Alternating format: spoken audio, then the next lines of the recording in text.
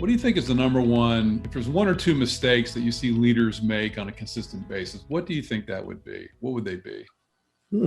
That is a really good question. I think a couple of the mistakes folks make as leaders, it's easy to get complacent.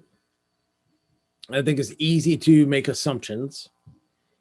Of course, everybody likes what I'm doing. Of course, everybody's, on board. Of course they are. Well, they're on board because you're standing in between them and their paycheck sometimes, And I think Marshall Goldsmith had a really great example, and I love him. I love his work. I love his books. And he mentioned he'd spoken to an admiral, I believe it was, that he was doing some executive coaching for, and had mentioned, the admiral had mentioned that, you like to try to ask, get some opinions from his junior officers, stuff like that. And it's like, if you make a comment, it's an order. If you make a suggestion, it's an order. If you give it it's an order. They're not, it's hard to have that honest, you have to really set the stage to have that honest dialogue and conversation to really get, genuine input and opinions, even if they're not and you have to, I think you have to really have it in I hate to use the word safe arena, but safe space kind of thing, but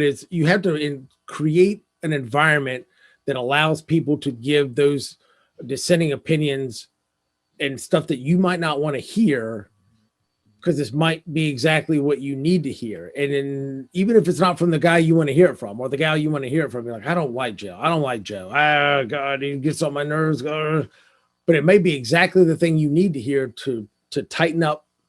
He's shooting holes in the process, right? He's showing you where the weaknesses are that you might not be able to see on your own.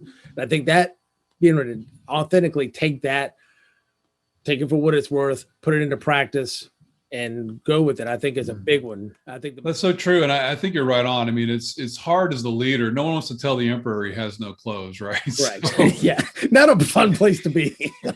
and that's a great analogy. I mean, a couple of great analogies. One, I love the game film analogy. I don't have to use that myself, but the analogy around, in the military, giving orders and that sort of thing. And you've got to build that environment, right? You're talking about the admirals, but building an environment where it's safe to speak your opinion. And so there's been I've been reading some articles the last few years around building psychological safety. Yes. Into the organization, right? And enabling people to speak up. Yes. And I believe it was one gentleman I was talking about, when he facilitates, he'll hand out these little, he calls them elephant cards. You don't have to interrupt, you don't have to say anything, and whoever's speaking doesn't even have to acknowledge it. But if it's something that is the 800-pound gorilla of the room or the elephant in the room, somebody can just literally hold up that card, and just hold it up. And they might put it in the parking lot, they may put it on the table, but it's something where it's, look, we all know there's a problem here. And then I'm just kind of, doing my part. I don't have to be overly aggressive. I don't have to be, but I'm just holding up my little elephant card saying, hey, I think there's something we might want to be addressing with this. That is a great technique. It's interesting, as you were saying that, I remember I was leading a workshop with some senior executives, and we had a break.